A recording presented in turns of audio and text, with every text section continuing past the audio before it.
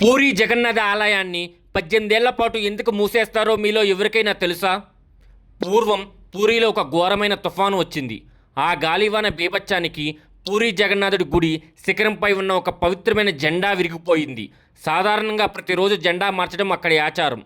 కానీ ఆ భయంకరమైన గాలివానలో అంత ఎత్తైన ఆలయ శిఖరం పైకి ఎక్కి జెండా మార్చడానికి ఎవరికీ ధైర్యం సరిపోలేదు. ప్రాణభయంతో అందరూ వెనకడుగైతే వేశారు. కానీ పాండా అనే బ్రాహ్మణుడు తన ప్రాణాలకు తెగించి ఎటువంటి తాడు లేకుండా ఎవరి సహాయం తీసుకోకుండా ఆ తుఫానులో గుడి శిఖరం ఎక్కి కొత్త జెండా మారుస్తాడు. జెండా మార్చిన ఆనందంలో ఉండగానే ఒక్కసారిగా పెద్ద గాలివాన రావడంతో పాండా గాలుచారి కింద పడి జెండా మార్చిన ఆనందంలో ఉండగానే ఒక్కసారిగా పెద్ద గాలివాన రావడంతో పాండా కాలు జారి కింద పడిపోతుంటాడు. సరిగ్గా అదే సమయంలో ఒక చెయ్యి అతన్ని గట్టిగా పట్టుకుంటుంది. ఆ చెయ్యి ఎవరిదో కాదు, స్వయంగా ఆ జగన్నాథుడిది. తన భక్తుడిని కాపాడి సాక్షాత్తు స్వామివారు అతనికి దర్శనమిచ్చారు.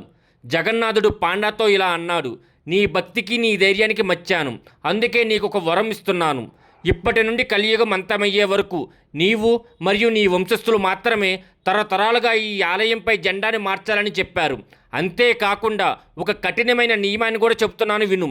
ఒకవేళ ఏ రోజైనా సరే ఈ జెండా మాత్రం ఆగిపోతే మరుసటి రోజు నుండి గుడి తలుపులు ఏకంగా 18 సంవత్సరాల పాటు తెరుచుకోవని చెప్పారు. అందుకే ఈ రోజుకి కూడా పాండా వంశస్థులు 50 కేజీల బరువు ఉన్న జెండాను ప్రతిరోజు 214 అడుగుల శిఖరంపైకి ఎక్కి మారుస్తూ ఉంటారు. ఈ సాంప్రదాయం ఇప్పటికే కాదండోయ్, ఈ సాంప్రదాయం సుమారు 800 సంవత్సరాలుగా కొనసాగుతుంది. జై జగన్నాథ్ అని కామెంట్ చేయండి.